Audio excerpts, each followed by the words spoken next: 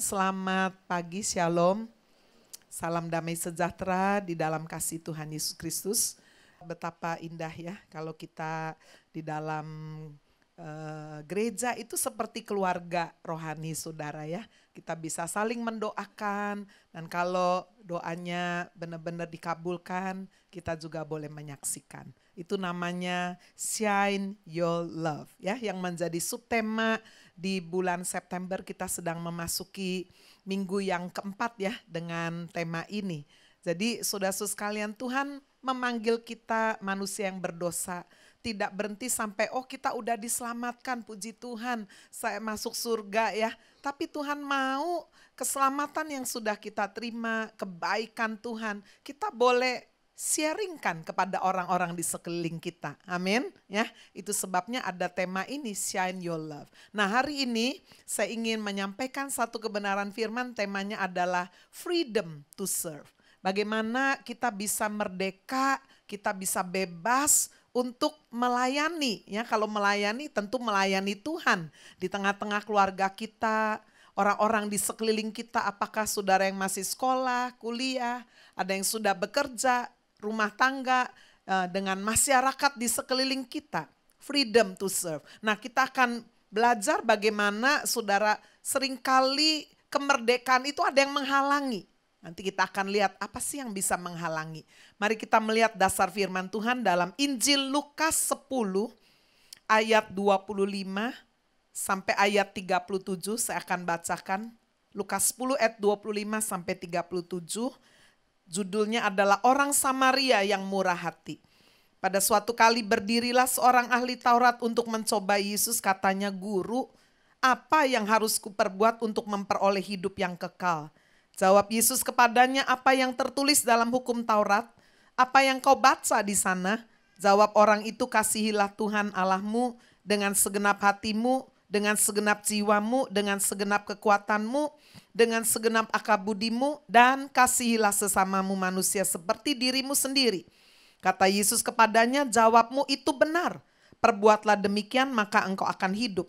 Tetapi untuk membenarkan dirinya, orang itu berkata kepada Yesus, "Dan siapakah sesamaku manusia?" Jawab Yesus, "Adalah seorang yang turun dari Yerusalem ke Yeriko. Ia jatuh ke tangan penyamun-penyamun yang bukan saja merampoknya habis-habisan, tetapi yang juga memukulnya, dan yang sesudah itu pergi meninggalkannya setengah mati. Kebetulan ada seorang imam turun melalui jalan itu. Ia melihat orang itu, tetapi ia melewatinya dari seberang jalan. Demikian juga seorang Lewi datang ke tempat itu. Ketika ia melihat orang itu, ia melewatinya dari seberang jalan. Lalu datanglah seorang Samaria yang sedang dalam perjalanan ke tempat itu. Dan ketika ia melihat orang itu, tergeraklah hatinya oleh belas kasihan. Ia pergi kepadanya lalu membalut luka-lukanya. Sesudah ia menyiraminya dengan minyak dan anggur. Kemudian ia menaikkan orang itu ke atas keledai tunggangannya sendiri, lalu membawanya ke tempat penginapan dan merawatnya. Keesokan harinya ia menyerahkan 2 dinar kepada pemilik penginapan itu, katanya, "Rawatlah dia, dan jika kau belanjakan lebih dari ini, aku akan menggantinya waktu aku kembali." Siapakah di antara ketiga orang ini menurut pendapatmu adalah sesama manusia dari orang yang jatuh ke tangan penyamun itu? Mari kita baca bersama ayat 37 dengan suara keras. Jawab orang itu, "Orang yang telah menunjukkan belas kasihan kepadanya." Kata Yesus kepadanya, "Pergilah dan perbuatlah demikian." Amin. Bapak Ibu Saudara, saya percaya setiap kita pernah jadi murid ya, atau mungkin ada yang mahasiswa juga. Saya juga pernah jadi guru, dosen sampai sekarang sudah ya mengajar. Saudara, kalau ada murid atau dosen atau mahasiswa yang bertanya, saudara, yang pertama memang betul-betul ada murid atau mahasiswa-mahasiswi yang benar-benar nggak tahu makanya tanya, betul ya? Tapi tidak jarang saudara ada juga murid atau siswa-siswi yang kalau tanya itu kepingin mencobai dosennya, gurunya, pinter apa enggak nih? Ya, dia pingin mempermalukan. Bisa, saya juga pernah ketemu tuh murid-murid kayak begitu. Nah, Yesus rupanya satu kali dikatakan, saudara, dijumpai seorang ahli Taurat. Ahli Taurat berarti enggak pengetahuannya nggak biasa-biasa, sangat ahli sekali dalam perjanjian lama ini. Lalu kemudian juga dikatakan di situ datang mencoba Yesus. Saya penasaran sih, saya memeriksa saudara ya di dalam bahasa Yunani. Kata mencobai itu dalam bahasa Yunaninya itu ekpeirazon. Ekpeirazon itu artinya menguji, menggoda, menjebak dengan maksud menjatuhkan. Wah ya. Jadi sudah memang udah jelas tujuannya adalah menggoda, menjebak dengan maksud menjatuhkan. Lalu tanya sama Yesus, apa sih yang harus aku perbuat untuk bisa memperoleh hidup yang kekal? Kalau kita lihat pertanyaannya aja sudah salah. Ya, untuk memperoleh hidup yang kekal, nggak ada satu perbuatan pun yang bisa membuat kita layak masuk surga, nggak ada. Apa sih yang harus ku perbuat untuk bisa terima hidup yang kekal? Wrong question. Ya. Jadi saudara, karena firman Tuhan berkata bahwa bukan karena perbuatan baik, amal ibadah kita diselamatkan, bukan. Terima hidup kekal, bukan karena perbuatan. Tapi semata-mata karena kasih karunia oleh respon iman kita percaya. Tetapi saudara, Yesus menjawab orang ini ya, apa yang kamu tahu? Kamu kan ahli Taurat. Ahli Taurat ini memanggil Yesus juga guru. Berarti mengakui juga, yuk punya pengetahuan yang hebat. Yesus balik tanya, apa yang tertulis dalam hukum Taurat? Wah, nggak disangka saudara, dia tidak mengutip hukum Taurat loh. Dia tidak mengutip 10 perintah Tuhan, jangan ada ilah lain atau bla bla bla. Tapi yang dia kutip adalah pengajaran Yesus yang belum ada mungkin saudara di hukum Taurat ya, karena itu rangkuman dari seluruh 10 perintah Tuhan. Persis yang diucapkan Yesus, diajarkan, itulah yang dikutip orang itu. Kasihilah Tuhan Allahmu dengan segenap hati, dengan segenap jiwa, dengan segenap kekuatan, dengan segenap akal budi. Kasihilah sesamamu manusia seperti dirimu sendiri. Wow, ya ini kalau mahasiswa, wah ini A nilainya saudara ya. Summa cum laude ini. Jadi bukan cuma 3, sekian, ini 4,0 ini ya, perfect sekali. Yesus berkata, udah benar itu. Kamu tahu itu, lakukanlah katanya ya. Tetapi dikatakan saudara untuk bisa membenarkan dirinya. Orang itu berkata kepada Yesus, siapakah sesamaku? Nah nanti saudara lihat bahwa kata sesama manusia ini juga dijawab oleh Yesus melalui perumpamaan yang saya kira kita semua sudah tidak asing mendengarnya tentang orang Samaria yang murah hati. Nah dari sinilah sudah saya ingin membawa saudara untuk memahami. Apa sih yang pertama adalah penghalang. Penghalang kita bisa merdeka untuk bisa melayani, untuk bisa memancarkan kasih kita kepada orang-orang di sekeliling kita. Penghalangnya yang pertama adalah keserakahan. Serakah. Di dalam Keluaran pasal 20 ayat 15 dan 17, 2 perintah sudah sekalian yang berhubungan dengan keserakahan. Yang pertama jangan mencuri, yang kedua jangan mengingini rumah sesamamu, istrinya, hambanya laki-laki atau perempuan, lembunya, keledainya atau apapun aja yang dipunyai sesamamu. Jadi saudara udah jelas ada perintahnya. Di dalam 1 Timotius 6 ayat 10 kita juga diperingatkan bahwa akar segala kejahatan adalah cinta akan uang. Akar kejahatan yang cinta uang ini membawa orang bisa menyimpang dari iman, menyiksa dirinya dengan berbagai-bagai duka katanya. Ya, kasihan sekali. Saudara sekalian, karena cinta akan uang. Sampai saudara suami yang mungkin lagi sakit, gak bisa cari uang, ditinggalkan karena cinta akan uang.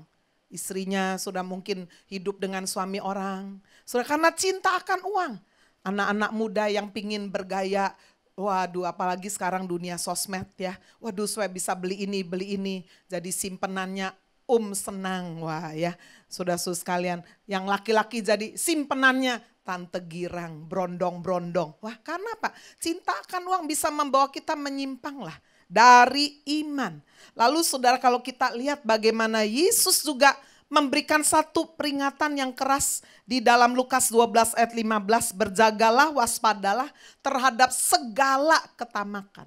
Jadi saya yakin tamak itu bukan cuma melulu uang loh. Ya, saudara pingin lebih. Tamak itu saya lihat ya, itu juga bisa dalam hal nama. Aduh, saya udah umur segini ya, uang udah banyak, semua udah. Saya nggak berzina sih, saya nggak ini. Tapi saya mau cari nama ini. Tamak juga tuh. Padahal Tuhan bilang apa? Nama besar, nama mulia hanya punya Tuhan. Betul nggak? Biarlah kita semakin berkurang-kurang, Tuhan semakin bertambah-tambah. Tetapi ini satu cobaan, saudara, di antara cobaan kekayaan, lalu kemudian seks, cobaan yang seringkali sulit dihindari adalah, saudara, keangkuhan hidup. Supaya orang tahu dong, supaya orang lihat dong siapa saya ini. Wah ya, ini termasuk juga segala ketamakan. Walaupun orang berlimpah-limpah hartanya, hidupnya tidak tergantung daripada kekayaan itu. Nah, sudah di dalam kisah Lukas 10 ayat 25 sampai 37 ini. Siapakah saudara orang yang mewakili keserakahan ini? Yang memiliki filosofi hidup milikmu harus menjadi milikku. Itu orang kalau serakah itu sudah dia nggak puas dengan apa yang dia punya. Kalau bisa milikmu harus jadi milikku. Ya. Istrimu cantik kayak gitu harus jadi punyaku. Ya. Perusahaanmu kalau bisa harus jadi milikku, tak serobot juga. Kalau bisa orang-orang harus menjadi milikku. Nah, siapa sudah di dalam kisah ini? Kita bisa melihat itu dalam ayat yang ke-30. Itulah disebut, dikatakan jawab Yesus adalah seorang yang turun dari Yerusalem ke Yeriko. Yerusalem itu letaknya tinggi. Saya memeriksa sudah, Yerusalem itu tingginya 2474 feet. Ya, dari atas permukaan laut, kalau dimeterkan itu 754 meter dari permukaan tinggi. Makanya firman Tuhan berkata, kota-kota di atas bukit, yaitu Yerusalem. Dari Yerusalem yang tinggi, turunlah seorang ke Yeriko. Jatuh ke tangan penyamun-penyamun. Bukan cuma satu loh ya. Saya baca dalam bahasa Inggrisnya. He was attacked by bandits. Coba keluarkan ayatnya. He was attacked by bandits. They stripped him of his clothes. Ya, bajunya direbut, saudara, dipukuli, uangnya diambil semua. Beat him up and left him half dead beside the road. Ya, jadi ditinggal setengah mati itu, udah dirampok, dipukul, dibiarkan hampir mati. Inilah saudara keserakahan. Saudara sekalian, saya ingat pada waktu saya persiapkan ini, tiba-tiba saja muncul, siapa lagi yang mewakili orang yang serakah ini? Raja Ahab dan Isabel. Saudara sekalian, Raja Ahab kaya sekali, berkuasa, dia punya istana. Tapi saudara, setiap kali dia buka jendela, aduh kok di sebelah itu ada kebun anggur, saya pingin diperluas ini tanahnya. Kalau bisa itu saya jadikan kebun sayur kan enak ya. Mungkin kalau saudara, saya jadikan taman gitu ya. Jadi sudah sekalian dia datang itu Nabot itu, coba kita lihat sih fotonya ya. Jadi sudah Ahab ini mengingini milik orang lain. Kalau saudara lihat ya, dia awalnya baik-baik aja. Dia datang kepada Nabot, berikanlah kepadaku kebun anggurmu itu supaya ku jadikan kebun sayur. Sebab letaknya itu dekat rumahku, aku akan berikan gantinya kebun anggur yang lebih baik. Dan jikalau engkau lebih suka, kalau enggak ya tak bayar aja. Jadi baik tidak saudara? Baik dong, saudara mau supaya rumah sudah diperluas, saudara tanya ke tetangga, rumahnya mau dijual enggak? Enggak apa-apa. Tapi masalahnya apakah yang menjual itu mau atau tidak, betul enggak? Nah, Nabot berkata, Pak, enggak bisa, aku enggak bisa jual sebab ini adalah milik pusaka. Wah ya, nah kalau saudara lihat milik pusaka di dalam Bilangan 36 ayat 7 itu enggak boleh dijual saudara. Milik pusaka, ya orang Israel itu harus memegang milik pusaka. Jadi Nabot saya kira menjawab dengan sopan, enggak bisa tuanku raja ya. Ini milik pusaka itu loh, ayatnya juga ada. Raja juga kan orang Israel tahu, mestinya apa? Oh iya ya, ada peraturannya. Walaupun raja juga punya kekuasaan, punya keuangan, tapi ada peraturan di atas raja. Itulah peraturan Tuhan ya untuk orang-orang Israel. Nggak boleh, seharusnya Pak tunduk dong. Ini enggak. Keinginannya tidak tercapai. Ahab ini pulang, saudara sekalian, dan kalau saudara baca di 1 Raja-Raja pasal 21 ayat 4, Ahab ini masuk ke istananya dengan kesal, dengan gusar. Apa yang dikatakan oleh Nabot ini, saudara, membuat dia jengkel kayak anak kecil ya. Mamanya bilang nggak boleh. Dia kesal, marah, masuk. Lalu berbaringlah dia di tempat tidurnya, menelungkupkan mukanya, nggak mau makan. Aduh, raja lu. Ya, bapak-bapak ada yang model begini nggak ya? Pingin beli sesuatu, nggak bisa ini orang bilang saya nggak mau jual. Nangis, mungkin nggak nangis ya. Masuk ke rumah, istrinya bilang kenapa Pe? Kenapa itu lu? Wah, coba kita lihat ya, istri yang gagah berani ini saudara ya. Isabel, coba kita lihat fotonya si Ahab dan Isabel ini. Jadi saudara, si Ahab ini tertelungkup, aduh susah sekali. Isabel yang cantik, gagah, perkasa. Sebetulnya wanita kuat itu gak salah sih. Ya, penolong itu harus, tapi jangan sampai memberikan nasihat yang salah, suami kepengaruh. Isabel bilang apa? Ngapa kamu nangis? You itu raja lu, paling tinggi ini di negara ini. Udah, serahin Ike aja. Tahu beres ya. You mau itu kebun anggurnya Nabot jadi milikmu? Gampang. Udah kamu tidur aja ya. Majulah si istri Isabel ya, yang gagah berani, super power. Lalu apa sudah kalau saudara baca itu di ayat 8 sampai 11, 1 Raja-Raja, biarin gambar ini aja munculkannya. Dia menulis surat atas nama Ahab, dicap, ditanda tangan, meterai dengan meterai raja. Lalu kirim surat kepada tua-tua, pemuka-pemuka yang diam sekota dengan Nabot. Wah, hebat sekali. Saudara-saudara sekalian, lalu dibuatlah satu rencana yang sangat jahat. Maklumkanlah puasa, suruhlah Nabot duduk paling depan di antara rakyat. Lalu sudah dicari 2 orang untuk bersaksi palsu bahwa Nabot ini mengutuki Allah dan mengutuki raja. Sesudah itu bawa Nabot itu keluar, lempari dengan batu sampai mati. Wah, ngeri sekali ya. Saudara, orang kalau punya kuasa, punya duit, pingin sesuatu terhalang, dia akan pakai kuasanya. Apa saja yang menjadi milikmu, kalau aku mau harus jadi milikku. Bagaimanapun caranya. Cara baik-baik gak bisa, cara yang kejam harus bisa. Nah ini tercatat ini. Dan yang paling menyedihkan saya baca di ayat 11, nah ini boleh tampilkan. 1 Raja-Raja 21. Orang-orang sekotanya, yakni tua-tua, pemuka-pemuka yang diam di kotanya itu. Waduh, pemuka-pemuka agama, pejabat-pejabat orang sekotanya melakukan seperti yang diperintahkan Isabel kepada mereka. Ngeri sekali. Sudah bisa semuanya dibeli sama uang. Mereka kalau enggak nurut, dicopot saudara, bahkan mungkin bisa dibunuh. Bukankah saudara hari-hari ini kita sering mendengar kasus-kasus seperti ini? Bagaimana aplikasi dalam kehidupan kita? Apa yang menghalangi kita saudara? Kemerdekaan kita untuk melayani. Apakah ada keserakahan itu di dalam kehidupan kita? Saudara-saudara sekalian, firman Tuhan berkata, sudah kembalikan apa yang menjadi milik Tuhan. Apakah kita sedang merampok Tuhan? Maleakhi pasal 3 ayat 10 itu memakai istilah ini loh. You have robbed me. Sudah merampok. Walaupun hari-hari ini ada hamba Tuhan teolog berkata nggak perlu persepuluhan itu ya. Saudara, saya itu goblok-goblokan aja. Kalau memang nggak perlu, ngapa sih ditulis? Di dalam Alkitab perintah itu.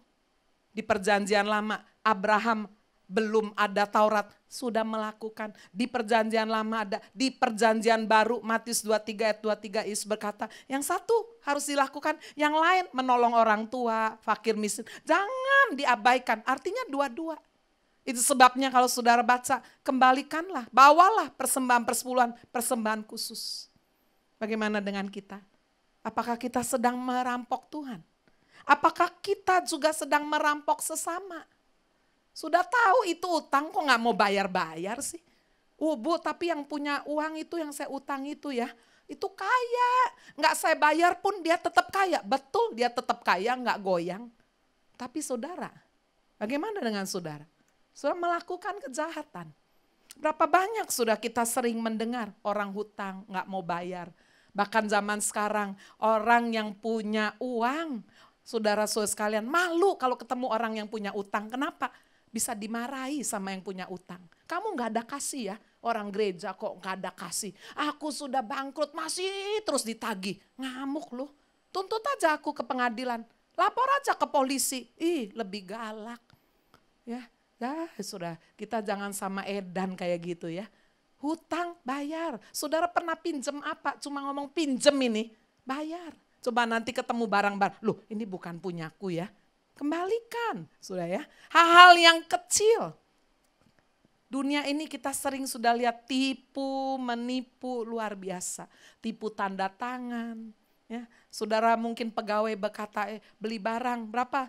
75.000 harganya. Lalu dia bisa bilang sama bosnya, tulis di nota ya 95.000 ya. Supaya apa? Dia bisa kantongi 20.000. Saudara pikir tipu-tipu kecil itu gak apa-apa. Kecil besar sama. Oh kalau gitu tipu besar aja sekalian ya Bu ya. Waduh. Saudara maksudnya apa? Jangan ada. Hal ini ada di dalam kehidupan kita. Kita bisa memeriksa kalau itu ada. Orang lain mungkin tidak tahu saudara. Saudara tahu, Tuhan tahu, bereskan itu. Itu penghalang yang pertama. Penghalang yang kedua setelah keserakahan adalah ketidakpedulian. Gak peduli. 2 Timotius 3 ayat 2a berkata manusia itu akan mencintai dirinya sendiri. Orang yang tidak peduli itu cintanya cuma sama diri sendiri. Ya. Dan saudara di dalam Yakobus 4 ayat 17. Ini juga orang yang tidak peduli nih. Orang itu tahu harus melakukan yang baik, harus tahu nih, harus menolong, harus mengampuni, harus tunduk nih kepada suami, harus nih berbuat baik. Tapi saya gak mau. Nah ini, itu sebabnya firman Tuhan mengingatkan Yakobus 4 ayat 17. Jadi jika seorang tahu bagaimana ia harus berbuat baik, tapi ia tidak melakukannya, ia berdosa. Dosa itu bukan cuma sekedar pelanggaran terhadap perintah Tuhan, berzina, mencuri, menipu. Tapi tahu harus melakukan yang baik, gak mau melakukannya. Ini orang yang tidak peduli. Di dalam cerita orang Samaria yang murah hati, siapa yang mewakili orang yang tidak peduli? Ya, sangat mengejutkan. Yesus mengambil contoh ini saya kira gak kebetulan. Itulah imam. Kalau saudara membaca di ayat 31, dikatakan kebetulan ada seorang imam turun melalui jalan itu. Jadi dia dari Yerusalem mungkin aja baru ibadah. Ya kan ibadahnya mereka kan hari Sabtu kan ya. Sabtu pagi tuh baru turun ke Yeriko. Waduh baru sampaikan firman, baru mendoakan orang ini. Jewish priest, saya baca di terjemahan bahasa Inggrisnya. Nah, apa yang ditulis sudah di dalam Alkitab ayat 31 dikatakan kebetulan ada seorang imam turun melalui jalan itu. Ia melihat, lihat. Nah ya, lihat tetapi pura-pura tidak melihat. Nah ini masalahnya. Orang saudara yang tidak peduli itu punya filosofi hidupnya apa? Milikku ya milikku, milikmu ya milikmu. Masalahmu bukan masalahku, masalahmu ya masalahmu, salahmu gitu kan. Nah ini sudah berapa sering firman Tuhan berkata bahasa akhir orang akan mencintai dirinya sendiri. Gak peduli di depan mata biar aja. Dia pura-pura tidak melihat, bahkan dia melewati dari seberang jalan. Orang yang tidak peduli itu gak mau repot. It's not my business.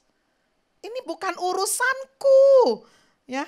Tapi saya baca sudah dibalik semua itu kenapa ya imam ini nggak mau repot ya. Di dalam Imamat 21 ayat 1, Tuhan berfirman kepada Musa, berbicaralah kepada para imam anak Harun, katakan kepada mereka seorang imam, janganlah menajiskan diri dengan orang mati. Oh, ini udah lihat orang sekarat mau mati. Kalau kemudian saya tolong dia, pas saya pegang, pas saya naikkan ke atas keledai saya, dia mati gimana? Najis dong saya. Waduh, celaka. Dan ini bukan cuma sekedar najis. Saudara kalau baca di Yeskiel 44 ayat 25 sampai 27. Ada hukumnya. Orang begitu kena mayat, dia harus pentahirannya ayat 26 itu 7 hari. Waduh. 7 hari secara sosial dia nggak boleh ketemu orang karena posisinya najis. Nempel orang yang najis, orang jadi najis.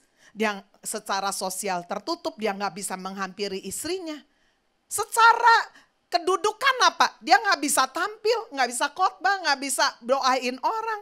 Secara keuangan, waduh persembahannya mungkin dipotong. Wah, banyak ini, sudah banyak sisi ini. Itu sebabnya dia berpikir, it's not my business. Tapi juga dia tidak mau rugi kan. Kalau tadi it's not my business, orang tidak mau rugi berkata it's my business. Ini waduh urusanku panjang ini.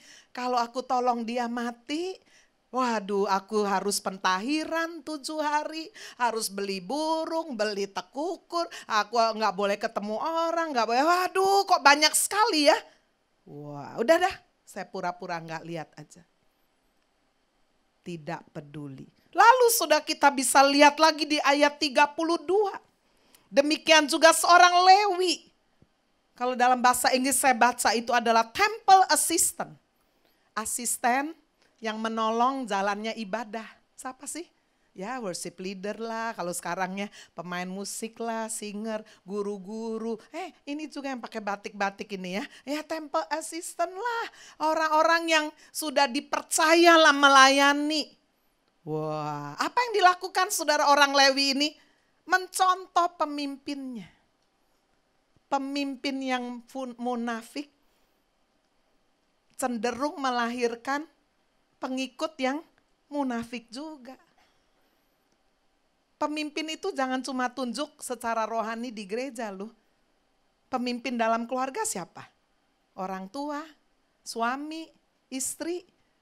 Pemimpin di toko, di perusahaan. Ibu-ibu punya pembantu, punya supir, pegawai. Pemimpin, Bu saya masih anak satu entil. Saudara calon pemimpin dah. Saudara paling tidak memimpin diri sendiri. Hati-hati saudara. Apa yang kita lakukan itu dilihat oleh orang-orang sekeliling kita. Orang Lewi masih melihat, pendetaku di depan sana nggak mau tolong ya. Wah aku juga enggak.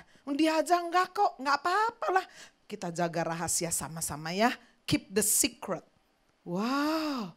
Saudara inilah yang dilakukan oleh orang Lewi.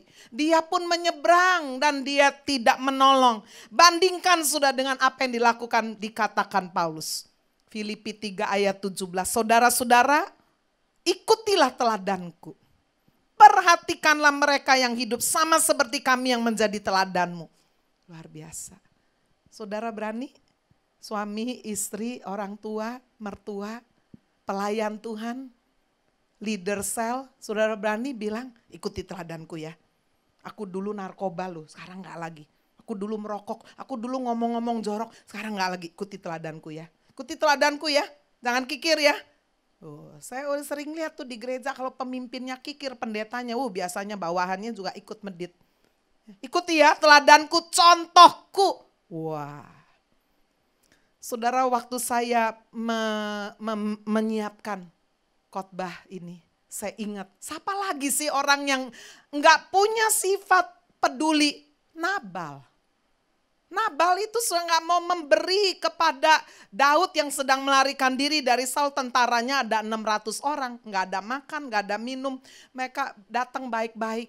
Kamu loh pas hari raya, kasih dong roti, kasih dong minum untuk pegawai-pegawaiku, tentara-tentaraku ada 600.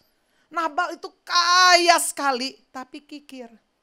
Saudara, kalau saudara baca itu di dalam 1 Samuel 25 ayat 10 sampai 11. Dia gak mau. Siapa Daud? Siapa anak Isai? Masakan aku harus mengambil roti dan air minum hewan bantaian? Oh enggak. Waduh. Ketidakpedulian. Menghalangi saudara kemerdekaan, kebebasan kita untuk melayani. Saudara hati-hati dengan dosa kikir. Aku kan gak merugikan orang toh. Oh iya, tapi engkau tidak menjadi berkat dan tidak melakukan firman. Coba kita lihat 1 Korintus 6 ayat 9. Tidak tahukah kamu bahwa orang yang tidak adil tidak akan mendapat bagian dalam kerajaan Allah? Jangan sesat orang cabul. Kita udah setuju dah. Penyembah berhala, oh ya setuju. Orang berzina, iya setuju. Banci, pemburit, pencuri. Orang apa saudara? Kikir ada di deretan. Pemabuk, pemfitnah dan penipu tidak akan mendapat bagian dalam kerajaan Allah. Jangan sampai hanya karena gara-gara saudara tahu firman soal uang, saudara tidak mau melakukan, lalu kemudian ketemu Tuhan, Tuhan berkata, kamu gak baca itu? Bukan cuma orang pemburit, pembunuh, pencuri, berzina, tidak masuk dalam kerajaan Allah. Kikir. Karena apa saudara? Orang kikir itu gak peduli dengan keadaan sekelilingnya. Dia hanya peduli mencintai dirinya sendiri. Inilah saudara penghambat yang kedua. Penghambat yang ketiga saudara adalah orang yang semuanya pikirnya hanya untuk keuntungan pribadi. Orang yang punya filosofi hidup ini, saudara mereka akan berkata asal ada untung. Semua tak kerjakan. Ya di satu sisi saudara bagus juga sih. Orang mau kerja kecil, besar, kerjanya enggak bergengsi, mungkin jual kacang tawa, ya mungkin jadi apa. Enggak apa-apa, asal ada untung semua dikerjakan. Tapi jika tidak hati-hati, akhirnya saudara semua pun pelayanan harus dihitung. Aku untung enggak melayani ini ya. Nah, waktu kebuang, tenaga, duit nggak punya, keluar lagi. Nah ini, kalau sudah cuma pikirkan keuntungan pribadi, kira-kira di dalam cerita orang Samaria yang murah hati, siapa? Diwakili siapa? Lihat ayat 35, Lukas 10. Keesokan harinya ia, yaitu orang Samaria ini, menyerahkan 2 dinar kepada pemilik penginapan itu, katanya, rawatlah dia. Dan jika kau belanjakan lebih dari ini, aku akan menggantinya waktu aku kembali. Pemilik penginapan ini. Enggak ada urusannya, dia mau mati, mau apa. Oh diinepin di tempatku, asal kamu bayar ya aku layani gitu kan. Asal ada untung, semua dikerjakan. Wah, kalau tidak hati-hati saudara, di dalam hidup ini semua pakai filosofi ini. Asal ada uang, pelayanan jalan. Aku dikasih apa? Dikasih apa dulu? Enggak ada. Ini volunteer. Oh sorry, nggak bisa. Asal ada uang, jalan. Nggak ada uang, nggak bisa jalan. Wah celaka ini. 1 Korintus 9 ayat 14. Memang firman Tuhan mengatur. Demikian pula Tuhan telah menetapkan bahwa mereka yang memberitakan Injil harus hidup dari pemberitaan Injil itu. Ayat 18. Kalau demikian, Paulus berkata ini. Apakah upahku? Upahku ialah ini. Bahwa aku boleh memberitakan Injil tanpa upah. Wih, sangar ini ya. Memberitakan Injil tanpa upah. Dan bahwa aku tidak mempergunakan hakku sebagai pemberita Injil. Paulus gak menikah, setelah berita Injil, dia gak terima upah, di rumah masih kerja lagi buat tenda. Bapak Ibu, saya melayani sebagai pemberita Injil hampir 35 tahun, hampir. Ketika tahun 2003 kami mulai menggembala, saudara-saudara sekalian diaturlah keuangan. Pak Hani terima gaji, saya ditetapkan udah saya nggak usah digaji, tapi dalam pengertian saya khotbah berapa kali dikasih persembahan kasih, ya apa itu jalan terus. Tapi saudara tahun ini ya nggak ada pressure, nggak ada apa-apa. Saya cuma mau ayat ini bisa saya jalankan. Saya bilang sama suami saya, Han, mulai tahun ini berapapun saya melayani di Happy Family Center Surabaya, saya nggak usah dikasih PK. Ya, jangankan saudara, suami saya lu terkejut. Hah, sungguhan tah? Kamu melayani berapa kali, tengah minggu, ladies, enggak. Lu terus gimana? Kalau udah ngomong begitu, tahun depan nggak bisa menyesal terus minta lagi loh. Enggak. Jadi kamu volunteer nih di Happy Family Surabaya ngurusin semua. Iya, mulai tahun ini. Ya udah, nanti saya kasih aja dari saya. Iya udah gitu aja. Wow. Saya lakukan mulai tahun ini. Sudah sehingga ketika saya baca ini, apakah upahku? Memberitakan Injil, khotbah, mengajar, apa aja lah ngurusin manajerial. Waduh gitu. Ya, upahku adalah memberitakan tanpa terima upah. Saya ingin merasakan orang volunteer kan, oh enak ibu dapat ini. Waduh, tapi saya juga, saya enggak. Saudara-saudara sekalian, tidak semua yang kita lakukan ujungnya itu harus keuntungan pribadi. Ya, peranan sebagai guru, pendidik, dosen, sebagai pelayan Tuhan, penginjil, aduh sudah. Ya mungkin sudah bekal, aku pengusaha bisa ini. Tapi kalau Tuhan panggil, apakah saudara semata-mata karena keuntungan? Semoga tidak. Sehingga apa kita bisa memiliki kemerdekaan di dalam melayani Tuhan, melayani sesama. Sekarang mari kita melihat setelah ada 3 penghalang yang bisa menghalangi kita merdeka bebas dalam melayani, keserakahan, ketidakpedulian, dan semuanya keuntungan pribadi. Saudara, yang kedua, apa yang bisa menjadi pendorong untuk kita mengalami satu kebebasan di dalam melayani? Pendorong yang pertama adalah kasih yang tulus. Amin. Kekurangan saudara ahli Taurat ini bukan pengetahuan, dia tahu, dia hafal, dia ngelotok, tahu. Kekurangan ahli Taurat ini adalah kasih. Amin. Kasih yang tulus ini menjadi satu pendorong yang kuat. Orang dengan kasih yang tulus bisa berkata begini, milikku jika perlu menjadi milikmu. Amin. Apa yang saudara miliki? Waktu, tenaga, harta, talenta, kepandaian. Ya, apa yang menjadi milikku? Jika perlu boleh menjadi milikmu.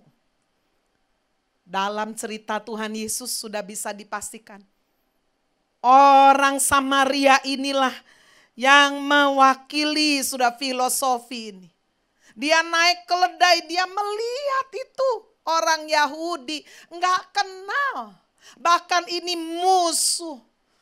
Orang Samaria adalah dulunya keturunan orang Yahudi yang kawin sama orang kafir. Sehingga ditolak oleh orang Yahudi, dihina, sudah dimusuhi.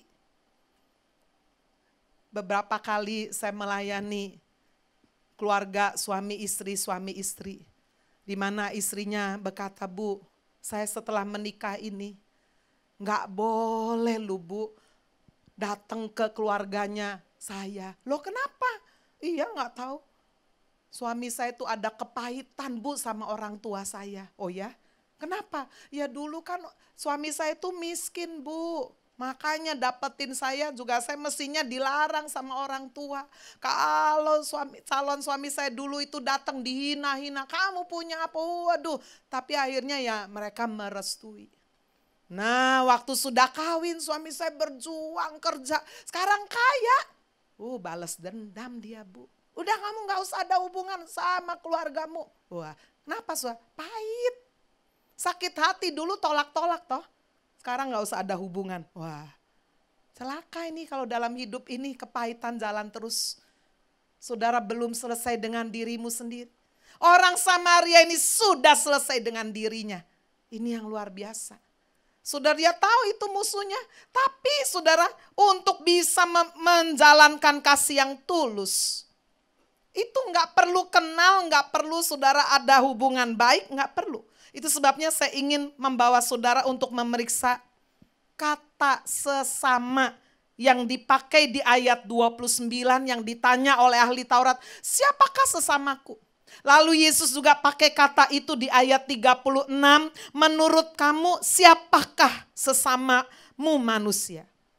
Bahasa Yunani sesama itu plezion yang dipakai di sini sudah. Menunjukkan itu adalah orang yang bukan saudara kandung, tidak ada hubungan darah, bukan satu suku, bukan satu bangsa. Waduh. So kalau tolong orang apa mesti lihat dulu. Sukunya apa ya? Oh gerejanya mana ya? Oh agamanya apa ya? Oh itu, enggak tak tolong. Kalau ini gini. Waduh, kalau namaku bisa terdongkrak. Pencitraan lah. Sudah sekalian, hati-hati. Sudah bahasa Yunani ini jelas sekali. Sebetulnya apa yang ditanyakan saudara oleh ahli Taurat itu dia udah mengerti sih. Siapakah sesama, siapakah plezionku? Ya jelas, nggak perlu ada hubungan darah, nggak perlu ada sesuku, nggak perlu sebangsa. Bandingkan dengan kata bahasa Yunani adelpos. Yaitu menunjukkan orang yang sedara, sesuku atau sebangsa. Tapi bukan itu yang dipakai oleh Tuhan Yesus. Siapa sesama? Tidak sedara, tidak sesuku, tidak sebangsa. Dulu sekali sudah awal-awal. Satu kali jam 10 malam itu saya ditelepon oleh ketua misi Ibu Heni. Bu Agnes, ini loh ada anaknya pendoa. Kecelakaan, mau mati. Waduh. Terus saya bilang, loh setahu saya pendoa itu kok datang gak pernah sama istri. Iya Bu, udah pisah sih. Istri sama anaknya tinggal sendiri, bapak itu tinggal sendiri. Yaitu dia sering pasti kalau hari Sabtu doa puasa mesti ketahuan. Orangnya udah meninggal jadi jangan cari ya. Ini cerita dulu. Terus saya bilang begini, loh jadi itu enggak satu rumah sama bapak itu. Enggak. Tapi saya dengar berita ini bapak itu berkata, aduh Bu Heni tolong doakan ini anak saya kecelakaan. Loh mereka gak punya uang, zaman dulu belum ada BPJS-nya. Saudara, saya sebagai pemimpin gimana? Apakah kalau ini denominasinya mungkin gereja lain bisa berkata, waduh kita harus meeting dulu ini mengeluarkan uang, harus operasi. Ya keburu mati kan? Ini jam 10 malam. Gimana nih Bu? Saya putuskan sendiri sih. Saya ngomong sama Bapak, di depan mata ini. Tidak segereja, gak ada hubungan kenal. Sampai hari ini pun lihat gak pernah. Saya bilang udah Bu operasi Bu. Masih tanya ini, Bu duitnya nanti, gampang udah pokoknya operasi selamatkan dulu. Malam itu saya hubungi beberapa teman saya, ini loh ada yang kecelakaan kamu mau bantu, mau. Ya udah gitu. Saudara waktu anak perempuan ini keluar sembuh, luar biasa. Sampai hari ini saya nggak pernah lihat, cuma ngomong aja terima kasih lewat papanya itu. Inilah saudara yang dimaksud plezion. Amin. Sesama manusia nggak ada hubungan apa-apa. Tapi ketika orang itu ada di depan kita, seperti yang dialami oleh orang Samaria itu, dia melihat tergeraklah hatinya oleh belas kasihan. Lalu dia turun dari keledainya. Kalau saudara membaca itu, lalu kemudian dikatakan dia mengobatinya, membersihkan luka-lukanya, mengobatinya. Enggak berkata udah tak obati ya, pertolongan pertama pada kecelakaan sudah ya. Saya doakan saudaraku, aku buru-buru ini ada bisnis, janji bisnis. Apa di situ? Enggak separoh-separoh loh. Dinaikannya orang yang mau setengah mati ini, mau mati ini ke atas keledainya. Tadinya dia naik keledai nggak boleh naik dua-dua, mati keledainya. Berarti dia harus jalan perjalanan yang mungkin harus 1 jam, bisa 2 jam, bisa 3 jam. Ada pengorbanan waktu, tenaga. Sampai di tempat penginapan sudah ditaruhnya, dia masih keluarkan uang lagi. Kalau bukan kasih yang tulus apa saudara? Luar biasa.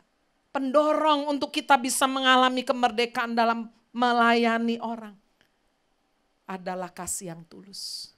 Coba tunjukkan satu foto seorang anak laki-laki di Tiongkok. Saudara yang mendonorkan ginjal dan hatinya. Nama daripada anak ini saudara adalah Liang Yaoyi. Berusia 11 tahun. Saudara dia kena kanker terminal otak dan sudah tidak mungkin ada obatnya. Dokter berkata waktunya tidak lama lagi. Apa yang dilakukan oleh Liang Yaoyi? Dia punya cita-cita jadi pengusaha sukses. Dan dia mau membantu mama papanya. Tapi cita-citanya tidak terkabul. Dan dia berkata yang rusak itu otakku, aku udah mau mati. tapi ginjal dan hatiku masih bagus. Aku mau menyumbangkan, mendonorkan nih. Siapa tahu orang yang akan memakai ginjalku, memakai hatiku yang bagus ini, besok-besok dia yang akan jadi pengusaha dan boleh menolong keluarganya. Pada tanggal 6 Juni 2014, 5 tahun lalu, Liang Yaoyi mendonorkan ginjal dan hatinya. Ketika dia keluar, saudara, selesai operasi, semua dokter kasih penghormatan sampai 3 kali. Sementara mamanya di belakang sana menangis. Kasih yang tulus. Nggak perlu tahu. Kadang-kadang kita nggak perlu tahu, sudah. Nggak perlu kenal juga. Ketika kita digerakkan oleh belas kasihan. Pendorong yang kedua adalah salib Kristus. Saudara, bagi sebagian orang yang tidak mengenal Kristus, salib adalah lambang kebodohan. Bodoh sekali ya orang Kristen ini pakai salib. Lambang kekalahan, kebodohan. Tapi bagi kita yang percaya, salib Kristus adalah bukti nyata kasih Kristus. Dipukuli, sudah nggak ada dosa. Yesaya 53:4 berkata, sesungguhnya penyakit kita yang ditanggungnya. Sesungguhnya kesengsaraan kita yang dipikulnya. Padahal kita mengira dia kena tulah, kena kutuk, ditindas Allah. Tapi dia tertikam oleh karena pemberontakan kita. Diremukkan karena kejahatan kita. Ganjaran yang mendatangkan keselamatan bagi kita ditimpakan semuanya kepadanya. Oleh bilur-bilurnya kita menjadi sembuh. Saudara, gereja yang sehat, gereja yang harus sungguh-sungguh membawa berita salib Kristus. Salib Kristus itu adalah kekuatan Injil. Amin. Sudah sekali, setiap kali saudara merasa tidak mampu menjadi berkat, tidak mampu mengampuni, tidak mampu berbuat baik, tidak mampu, semuanya nggak mampu, semua fokus diri sendiri. Ingat salib Kristus. Dia yang begitu sempurna, hidup sempurna. Dia menanggung apa yang bukan kesalahannya, yang tidak perlu ditanggung. It's because of love. Salib Kristus. Sudah sekalian, dia tidak hanya mati konyol di atas salib. Tapi ada satu divine goal. Ada tujuan yang sangat ilahi, kata firman Tuhan, supaya oleh bilur-bilurnya kita disembuhkan, kita dipulihkan, kita diselamatkan. Inilah yang selalu harus mendorong kita, saudara, untuk memiliki kebebasan, kemerdekaan melayani. Salib Kristus. Yang ketiga, yang terakhir, yang harus menjadi pendorong kita untuk terus menjadi berkat adalah takut Tuhan. Amin. Takut Tuhan gak sama dengan takut setan ya. Enggak ya. Coba kita lihat ayat terakhir saya baca. Galatia 6 ayat 7-9. Janganlah sesat. Allah tidak membiarkan dirinya dipermainkan. Karena apa yang ditabur orang itu juga yang akan dituainya. Sebab barang siapa menabur dalam dagingnya, ia akan menuai kebinasan dari dagingnya. Tapi barang siapa menabur dalam roh, ia akan menuai hidup yang kekal dari roh itu. Janganlah kita jemu-jemu berbuat baik. Karena apabila sudah datang waktunya kita akan menuai. Jika kita tidak menjadi lemah. Hidup takut Tuhan itu hidup benar. Jangan sesat. Sudah tahu kebenaran. Yesus berkata, kamu udah tahu kan sekarang siapa sesama manusia? Yaitu orang yang menunjukkan kepedulian. Lakukanlah itu. Orang yang takut Tuhan adalah orang yang respect, menghormati Tuhan, menghormati perintah-perintahnya. Tahu perintahnya, apa yang ditabur itu juga yang dituai. Tuhan tidak buta, saudara. Dia matanya ada di mana-mana. Coba tunjukkan saudara, satu wanita, a superhuman with extraordinary abilities. Namanya adalah Veronica Saider, orang Jerman. Wah, cantik ya. Tapi jangan cuma lihat cantik, orang ini punya keahlian yang luar biasa. Matanya itu sudah nggak kayak mata orang biasa. Ya bukan matanya biru, bukan. Orang biasa itu cuma bisa lihat berapa meter di depan. Orang ini bisa lihat 1,6 kilo. Tuh jelas. Kasih orang sana 1,6 kilo bisa tahu itu ada apa. Kayak Raja Wali matanya. Hebat. Dokter berkata ini keajaiban. Saudara, kalau kita kagum dengan Veronica Sider, mata Tuhan lebih dari 1,6 kilometer. Matanya ada di mana-mana. Matanya menembus sampai kepada bagian yang paling dalam. Amin. Itu membuat kita takut Tuhan. Saudara mau nyeleweng, mau berbuat yang enggak, buka pornografi semua. Mata Tuhan ada di mana-mana. Suami enggak lihat, istri enggak lihat, apalagi pendeta enggak lihat ya. Ada semasang mata yang tidak pernah tidur, dia lihat. Itulah yang membuat kita apa sudah? Aduh, respect God. Takut Tuhan. Hidup mau sungguh-sungguh di dalam kebenaran. Sehingga dengan demikian melalui kasih yang tulus, visi salib Kristus. Dan hidup takut Tuhan. Kita akan dibebaskan dari semua penghalang-penghalang. Untuk melayani Tuhan dan sesama. Amin. Tuhan Yesus memberkati kita semua. Haleluya.